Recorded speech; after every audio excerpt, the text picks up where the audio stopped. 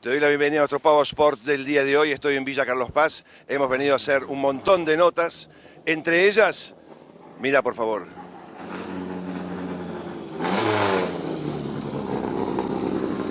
Un auténtico Renault 18 de los años 80, manejado por quien en su momento era el dueño de esta butaca y corría nada más y nada menos que con Jorge Recalde y con Ernesto Soto. El tercero en aquel momento en ese equipo oficial Renault era nada más y nada menos que mi amigo Alejandro Moroni. Alejandro, te doy la bienvenida. Bueno, gracias. Muchísimas gracias por recibirnos cada vez que venimos a Carlos Paz, pero fundamentalmente por tener esta joya todavía viva. Es el auto original que ustedes corrían en la década del 80. Uno de los autos, sí, uno de los últimos autos del equipo que, bueno, por suerte pudimos atesorarlo y tenerlo aquí como una muestra viviente de lo que era el automovilismo de aquellos años.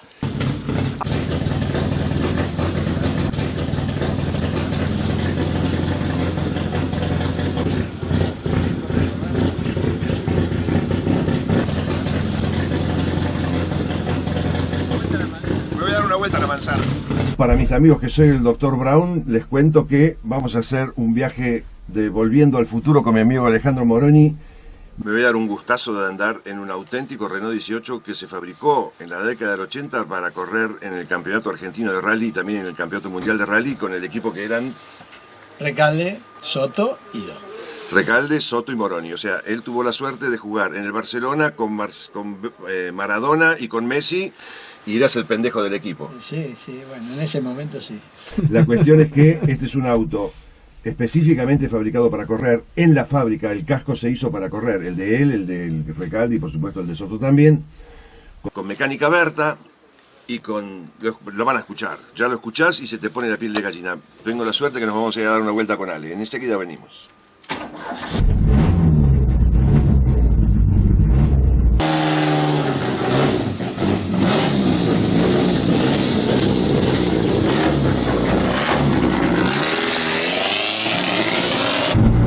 Arrimada esto.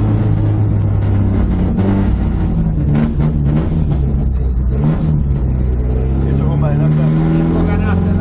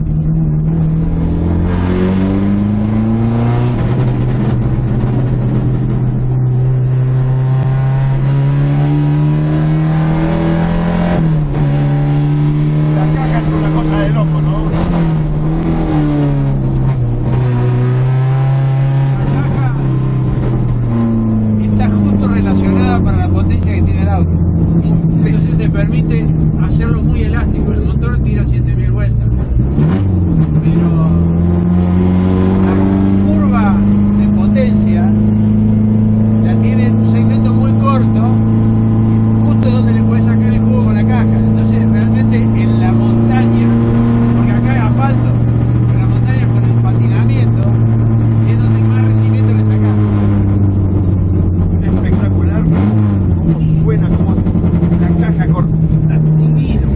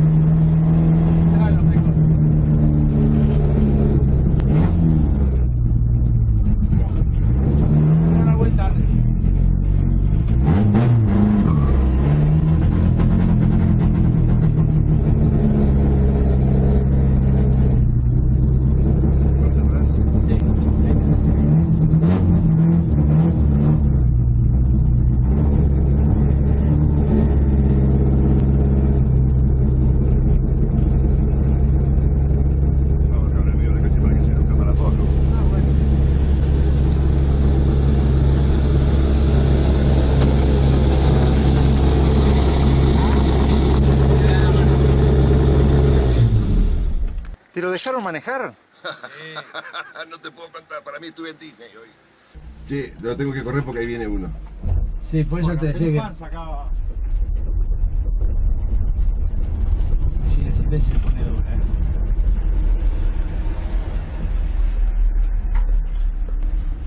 Me enamoré de la caja. No solo de la caja, el motor. No te olvides que tú tienes 35 años. En ese momento, correr con esto, bueno, vos lo sabés, vos sos un tipo de mucha experiencia, era en pura sangre. Sí, por supuesto. Hoy, 35 años después, sin caja secuencial, yo te garantizo que en las montañas, en tramos específicamente veloces, no tan cortos, porque en los cortos con la caja secuencial alguna diferencia. O sea, por ejemplo, los del viernes en el Mundial. Claro. Con este auto le das batalla a los autos de hoy. Le das batalla a los autos de hoy. Te digo, arriba de la... Porque a vos te impresionó arriba del asfalto, pero vos no sabés lo que hay arriba de la tierra. Es totalmente distinto. ¿Cosas de la corriente? Sí. Lo que pasa es que la gente no lo pone en su real dimensión porque, bueno, obviamente te atraen mucho más las cosas que son más actuales. No, a mí esto me vuelve loco. Pero este motor, 2000 todo aluminio, es un motor que realmente fue... Tengo unos fans tuyos acá, Jorge. Increíble, increíble. Una cosa que generó un cambio, fue un antes y un después.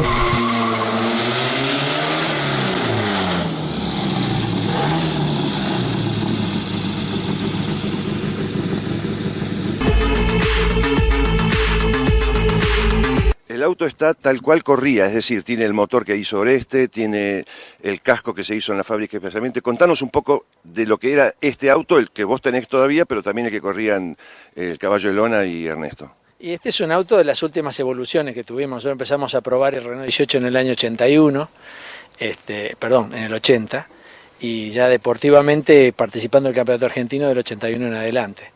Esta evolución fue la que por aquellos años permitía el reglamento con caja arrimada, con diferencial autoblocante al 70% y un motor de casi 175 caballos de potencia. Hecho por Oreste. Hecho por Oreste el motor, el resto del auto todo hecho dentro de Santa Isabel en la fábrica por gente e ingenieros de la fábrica. Es decir, este era un auténtico equipo oficial, al punto que no se tercerizaba la parte de motorsport, sino que se hacía específicamente dentro de la planta. Efectivamente, adentro de la planta existía un departamento que se llamaba competición, que dependía del departamento experimental de ingeniería de productos de la fábrica, donde además de competir y bueno, buscar la forma de tener el mejor marketing para penetrar comercialmente en las ventas del país, también se usaba como laboratorio de pruebas de muchas piezas que después se trasladaban en sus modificaciones a los autos de línea. Eran un banco de pruebas realmente para la gente y para los ingenieros de la fábrica. Alejandro Moroni, ¿qué edad tenía en esa época y qué experiencia tenía Alejandro Moroni en el automovilismo cuando llega a subirse a este auto? Vos habéis hecho algunas cosas antes con el R12 también. Sí, con un Fiat 128. Bueno, la verdad que al lado de ellos muy poca, casi nula, al revés, yo iba a verlos a ellos correr. En la montaña me levantaba muy temprano para irme a verlo porque tenía una pasión por el automovilismo mientras hacía mi carrera universitaria. Lo que pasa es que bueno, en determinado momento, se me cruzó la locura de querer correr y hice una patriada con amigos míos y mis compañeros de facultad para buscar la forma de conseguir fondos y le alquilé un Renault 12 a Luis Echenique para correr en el año 80 una carrera y tuve la desgracia de largar 120 y llegar quinto. Entonces ahí me convencí de que era mi futuro. Lo que pasa es que después para salir del quinto y llegar al primero tuve que transpirar mucho. Pero bueno, a partir de ahí, bueno, me tocó por suerte en determinado momento que la fábrica pusiera los ojos en mí como un piloto joven para acompañar y completar el equipo junto con Jorge Recalde y Ernesto Soto, que eran dos monstruos, que fueron muy generosos conmigo, me enseñaron mucho y me ayudaron a crecer y a estar muy rápido cerca de ellos. La realidad es que nosotros teníamos un desarrollo de un motor 2000 centímetros cúbicos con 175 caballos que iba realmente muy rápido, que aceleraba muchísimo, acelera muchísimo, porque este auto lo habrás podido comprobar. Realmente es un auto que tira 7000 vueltas y en la montaña realmente es un auto que es un verdadero pura sangre. El tema es cómo transmitir esa potencia al piso sin patinamiento, con el menor patinamiento posible. Bueno, a partir de ahí se trabajó con la gente de Free Rod para hacer un desarrollo de amortiguadores que permitieran no solamente asegurar esa transferencia al piso, sino también garantizar a lo largo del desarrollo de la carrera, de la etapa, que la eficiencia de los amortiguadores no cambiara con la temperatura. Aparte, las carreras que hacíamos eran carreras de 2.800 kilómetros, es decir, corríamos medio Dakar cada 15 días. Hoy corren Prime de 30 kilómetros. Claro, y carreras en total de 300 kilómetros, entonces eran muy distintos. Eras el Benjamín del equipo, pero también eras el tester del equipo, con lo cual tenías mucho tiempo la cola arriba de la butaca del auto de carrera, no corriendo, pero sí desarrollando elementos, sí probando, sí ganando experiencia. Y sí, eso me ayudó muchísimo, porque yo tenía la suerte de estar dentro del departamento competición y de alguna forma era el piloto de pruebas. Entonces todos los test que no hacían mis compañeros de equipo, que ya eran consagrados, los hacía yo. Y lo hacía con mucho gusto, con muchas ganas, porque además de darme el gusto, aprendía. Y bueno, me permitió trabajar en desarrollos. Este es un auto, pero nosotros trabajamos en un auto grupo B, el cual me tocó testear desde la primera tuerca, un auto de 220 caballos, con tracción delantera, que no llegó a correr nunca porque, bueno, después del accidente de Toivonen en Europa, la FIA decidió matar el grupo B, pero nosotros teníamos el auto terminado, prácticamente listo para competir desde en Argentina, que era impensado creer de que íbamos a hacerle algún daño a un Audi, a una Lancia 037, pero sin embargo el auto era muy bueno, realmente daba batalla. Es más, en el rally de Argentina del año 83 que se corrió en Bariloche, nosotros con estos autos los pasábamos a los Lancia 037. Por un problema solamente de adherencia, no permitían correr con clavos y nosotros teníamos mejor adherencia que ellos. Pero después cuando agarraban piso bueno, no veías ni el polvo. Los 450 caballos que tenían se hacían sentir. Entonces, pero bueno, eso me permitió, digamos, desarrollar mucho, aprender mucho, y ese desarrollo que finalmente no pudo aprovechar el rally, sí lo aprovechó el TC2000 porque fue la base del auto con el cual después Daniel Mustafa y posteriormente el Flaco Traverso pudieron empezar a correr con Renault en TC2000 y tuvieron 7 años de campeonatos ininterrumpidos. Yo le voy a contar a la cámara, yo sabía la historia de Alejandro dentro del rally y habiendo corrido con estos dos monstruos en el mismo equipo, algo que es muy complicado. Muchas veces ustedes me habrán escuchado decir que para un piloto es muy complicado crecer en la sombra de un Schumacher, en la sombra de un Hamilton, en la sombra de un Recalde o en la sombra de un Soto, y sin embargo, si te llegas a destacar es porque tenés un poquito más que los demás. Y lo vi a Alejandro en una cosa que yo recuperé, corriendo en una carrera en pista, en la misma carrera que corrí yo con Julio Pardo con el 128 Grupo A, que corrimos todas las categorías juntos. Ustedes fueron con los Renault 18, de hecho los 18 ganaron la carrera y Julio y yo con el 128 llegamos creo que cuartos o quintos en esa general. Contame un poco cómo fue tu experiencia en pista. Y ese año nosotros, por la guerra de Malvinas, el gobierno no permitía, digamos, las carreras dentro del país de este tipo. Entonces decidimos armar 2 autos de pista para competir en el Campeonato Argentino Clase 3. Decidimos es Renault, fábrica. Renault, fábrica. Vos trabajabas en la fábrica. Así es. Entonces, un auto se le dio a Daniel Mustafa y a Ángel Monguzzi, 2 pilotazos, para que lo desarrollaran en lo de Oreste Berta, integral, carrocería, suspensión, todo. Y el otro auto se hacía dentro de la fábrica, y era el auto que corríamos Gabriel Reyes y yo. Sí con el motor de Oreste. Y bueno, íbamos a correr, corrimos todo ese año, ganó el campeonato Mustafa y Mungusi, nosotros salimos subcampeones, y corrimos en un montón de lugares, inclusive fuimos a correr a Uruguay, donde el amigo Pardo nos ganó. Fue el 128 ese que era Sí, inalcanzable. era un caño realmente, porque Pardo otro ejemplo de lo que es el automovilismo argentino y alguien que tiene de alguna manera algo innato. Sinceramente lo que hizo Pardo por aquellos años, junto a otras personas que también eran muy buenos, como Gaba, bueno, había muchos preparadores, pilotos, que realmente dejaron una huella. Pero bueno, nosotros integramos ese año, corrimos todas las carreras del campeonato argentino, nos dedicamos a la pista, hasta que al año siguiente, ya con el tema de Malvinas normalizado, regularizado, pudimos empezar de vuelta con el campeonato argentino de rally. Yo veo que este auto tiene un tag que dice Rally Argentina Córdoba 1984. ¿Vos corriste con este auto Córdoba 84? Sí. Sí, esa placa es una placa original de la identificación de esa carrera, es más, la cromática del auto está hecha en base a esa carrera, digamos. El número 15 fue el que me tocó a mí ese día en el sorteo, porque en esa época existían, digamos, prioridad A, prioridad B por parte FIA, nosotros éramos prioridad A, entonces Jorge largó con el 9, Ernesto con el 10 y yo con el 15, porque así nos tocó en el sorteo. Y bueno, en esa carrera lamentablemente yo me rompí el motor. Después de la primera etapa se cortó una biela y bueno, nos quedamos a pie.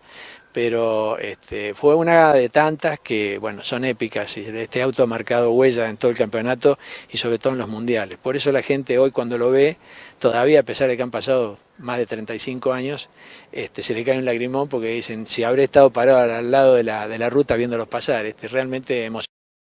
Yo puedo decir que Alejandro recién tuvo la generosidad de permitirme manejarlo por acá un par de kilómetros y les puedo decir que me enamoré. Fundamentalmente me enamoré de la caja y del motor. Lo que empuja esto no se puede creer.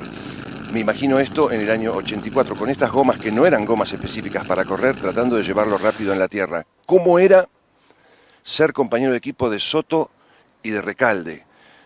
Dos tipos que tenían 1 millón de cocardas colgadas en el pecho, pero que aparte iban rapidísimo como el viento. Y era correr con el cuchillo entre los dientes desde que te levantabas hasta que terminaba la etapa. No había alternativa porque con ellos no podías regular un tren de carrera, iban a fondo en todos lados. Eran muy rápidos, muy contundentes, muy constantes y fueron un poco los de alguna manera los que marcaron un poco la huella de los pilotos de rally que vinieron a posteriori, porque fueron el ejemplo. Por supuesto que no iban solos, iban secundados por muy buenos navegantes, que son parte del ritmo de un piloto de rally, sobre todo cuando las etapas tienen 7 u 8 horas de duración. En el caso de Jorge, bueno, Jorge lo llevaba al bicho del Bono, que era una persona que realmente marcó la parte, digamos, de historia de la butaca derecha. En el caso mío yo iba con Raúl Campaña y en el caso de Ernesto Soto, él corría con Martín Cristi. Y la verdad que era un equipo imbatible. Por eso es que, digamos, lamentando a nuestros amigos de Peugeot que tanto queremos, porque yo la relación de amistad que hice en su momento con Carlos Garro y con Pancho Alcuaz o con el propio Pisandelli, con la gente que estuvo vinculada al equipo Sebel. Lo manejaba Gastón Perkins, ¿no? Sí, Gastón Perkins y Jackie Forest Green, que en realidad Perkins hacía las relaciones públicas, el que manejaba todo era Forest Green. Y gente muy buena, muy profesional, que bueno, intentó querer ganarnos los campeonatos, pero siempre se los ganamos nosotros. Esa es la realidad.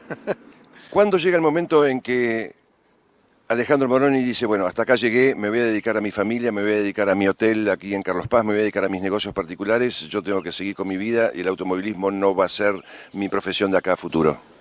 Y eso fue por el año 85, porque la fábrica, ya con el desarrollo que habíamos hecho del TC2000, empezó a buscar la forma de competir en pista, porque le redituaba mejor marketing 20 minutos de televisión que 3.000 kilómetros de carrera en ruta. Y entonces ahí decidió sacar el equipo de dentro de la fábrica, le cedió los autos a Soto y a Recalde, yo me ocupaba de darle todo lo que era el servicio, digamos, de asistencia para que ellos pudieran armarlo en talleres particulares, y así corrieron un año más, el año 85, ya después definitivamente se terminó todo porque ya a partir del 87 Renault se abocó de lleno a poner un equipo oficial en TC2000, pero ya no dentro de fábrica armados los autos, sino integralmente en lo de Oreste. Con lo cual, bueno, después vinieron, como dije, 7 años de triunfos, Y bueno, todo eso se fue de alguna manera, hubo una metamorfosis del automovilismo y sobre todo del TC, que permitió, del TC2000, que permitió que de alguna manera después aparecieran otras fábricas y se sumaron y se hicieron una gran categoría con un promotor que existía por aquellos años, que una persona que todos... un capo. Sí, un fuera de serie, como digo yo, que se llama Alcides Reyes, que bueno, tuvo sus mentores, porque De Guidi fue una persona que le enseñó mucho a Reyes para organizar una carrera, y otras tantas experiencias que hizo él, pero realmente él tuvo la virtud de poder llevarla adelante, y cuanta categoría tocó, porque en el rally también lo hizo, la hizo llevar al top level. Realmente un virtuoso.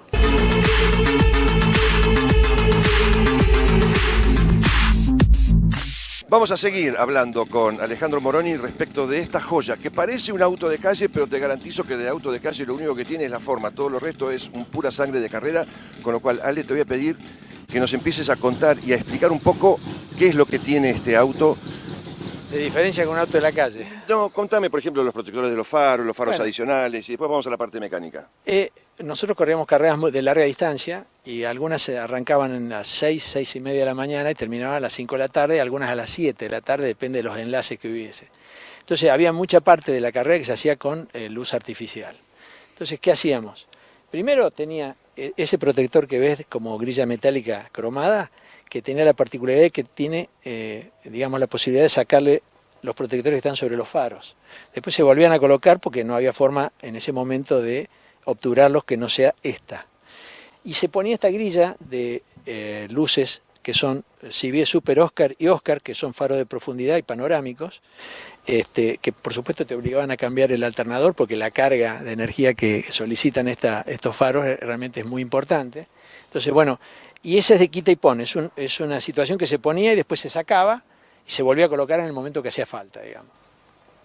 Esto te permitía tener realmente una posibilidad de luz con buena visibilidad hasta 500 metros, que en el rally, en montaña no es tan necesaria, pero en la parte plana, cuando venís veloz, te hace falta. Esto venía recomendado por Renault Sport de Francia. Nosotros no podíamos usar reflectores de otra marca que no fueran CIVIE, por eso ves las publicidades en los paragolpes. Nosotros comenzamos a correr por el año 80 con llantas de chapa, porque el vehículo que trajeron en primer momento a Argentina y que se produjo aquí era el Renault 18 TX, que si bien tenía motor 2000 centímetros cúbicos, tenía llantas de chapa y caja de 4. Después fue evolucionando hasta llegar a las llantas de aleación, caja de quinta. La llanta que se usaba es esta llanta que, después de todos los ensayos de vida y digamos, de fatiga que se hicieron dentro del laboratorio de Renault, fue la que mejor resultados dio. Por eso es que se siguió usando esta llanta. Realmente durísima, un aguante muy bueno, pero por supuesto una medida que es chica. Después fue evolucionando en el tamaño de llanta.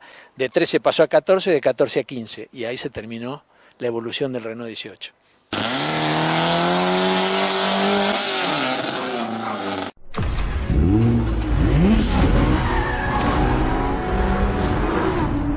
Conoce más en audidrivingcenter.com.ar. Freno a disco delantero. Freno a disco delantero, freno a disco atrás únicamente cuando corríamos el Mundial, porque nos permitía la homologación FIA usarlo. Acá en Argentina, como era homologación campeonato argentino, no, porque el auto salía de fábrica con freno a tambor. Y las cubiertas, que es el tema más importante, en la única carrera que podíamos utilizar, el único rally que podíamos utilizar cubiertas importadas era en el Mundial.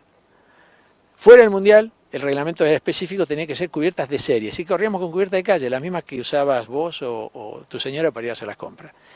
Lo cual, a un auto que llegó a tener 170 caballos, era un gran desafío, porque era muy difícil de que las cubiertas no sintieran el fragor de la lucha, digamos, porque, te repito, eran etapas muy extensas.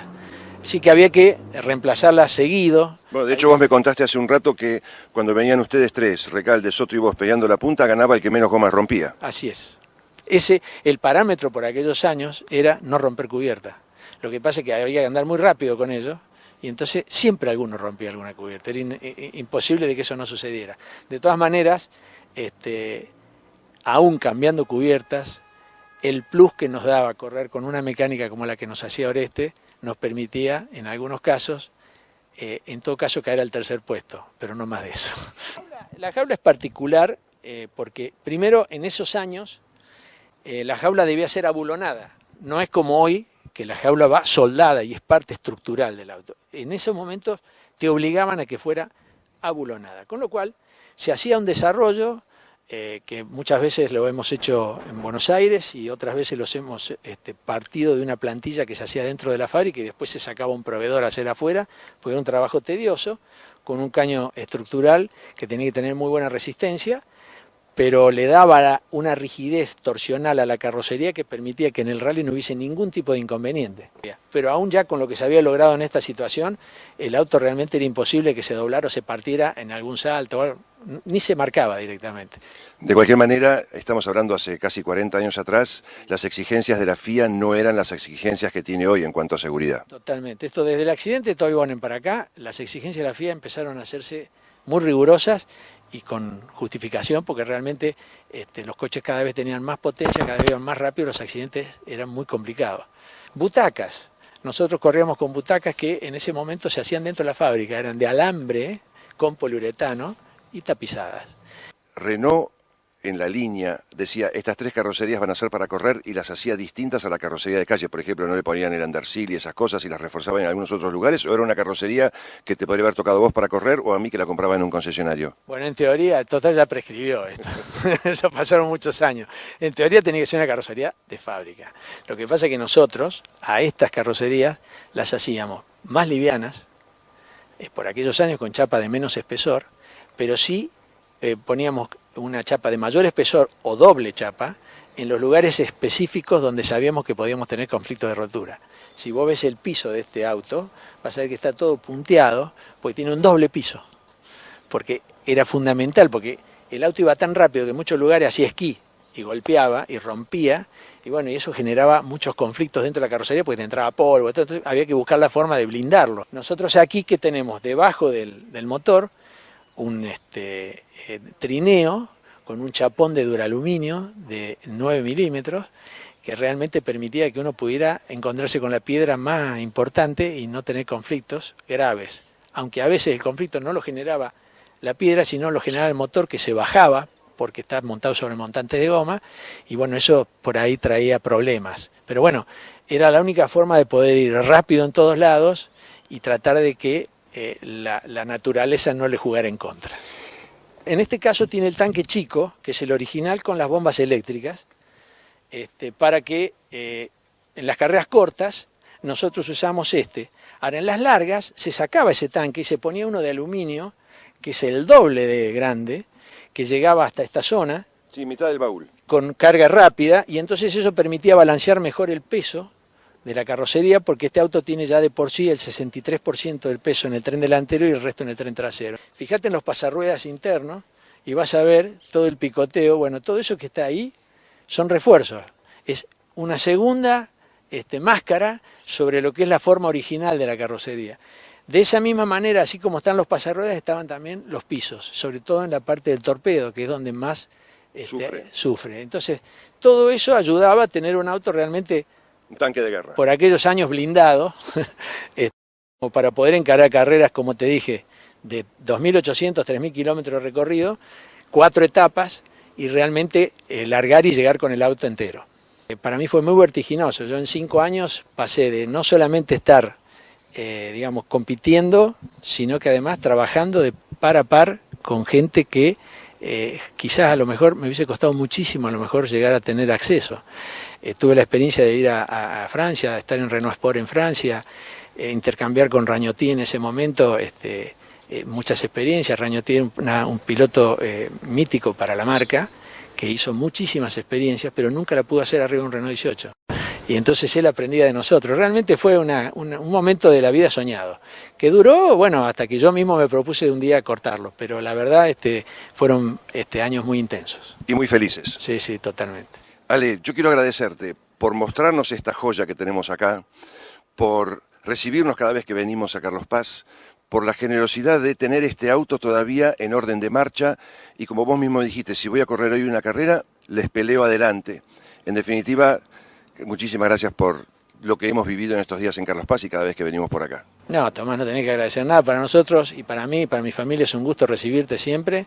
En realidad yo he guardado el auto porque creo que es una parte de la historia del rally que no se tiene que perder. He comprometido dárselo al Museo Jorge Raúl Recalde, que lo está llevando adelante una fundación. Están en este momento trabajando para hacer el edificio. Esto va a estar enclavado en Mina Clavero, y el primer aporte que va a haber de ese museo es este auto. Muchísimas gracias, Jorge. No, gracias a vos. Nuestro paso por Villa Carlos Paz, hablando con un amigo que nos muestra parte de la historia del automovilismo argentino, parte de la historia que afortunadamente no se ha perdido, parte de la historia que sigue viva, con lo que hizo en su momento Oreste Berta, pero también con cómo se involucró la fábrica en aquel momento, cómo se involucró la fábrica para llevar adelante un proyecto con 3 grandísimos pilotos y que fundamentalmente les dio un rédito, no solamente en lo deportivo, que créanme era lo secundario, sino que les dio un rédito en cuanto al marketing, en cuanto a la exposición de la marca en todo el mundo, en cuanto a la exposición de la marca en la Argentina y en cuanto a la exposición para vender, correr los domingos y vender los lunes este Renault 18 que fue un lujo en la industria automotriz argentina, ¿cierto o no? Totalmente. El auto llegó a tener en su momento, sobre todo arrancó con el Renault 12. El Renault 12 cuando ganó la Vuelta de América del Sur en manos de Jorge en su categoría, bueno, sacaba una calco atrás que decía: mi auto ganó el rally, ¿y el suyo? Porque la gente veía que el auto con que doña Rosa iba a buscar a los chicos al colegio era el mismo auto que corría. Después pasó lo mismo, se trasladó al Renault 18. Y la fábrica llegó a tener en su momento el 37% del mercado comercial de Argentina gracias a este modelo. Después las cosas se fueron cambiando porque bueno, los modelos se van envejeciendo y se van siendo reemplazados por nuevos modelos, pero este fue un hito, porque todo el mundo conoce a los Renault, pero nadie se olvida del Renault 18. Eso es cierto. Alejandro Moroni tuvo la suerte de jugar en el mismo equipo con Messi y Maradona, de estar a la altura de ellos, de darse el gusto de correr en un equipo oficial y de estar a la altura de los grandes campeones del automovilismo argentino, el recordado Jorge Raúl Recalde y el recordado Ernesto Soto, que hacían hablar a estos autos. Y te garantizo que Alejandro también.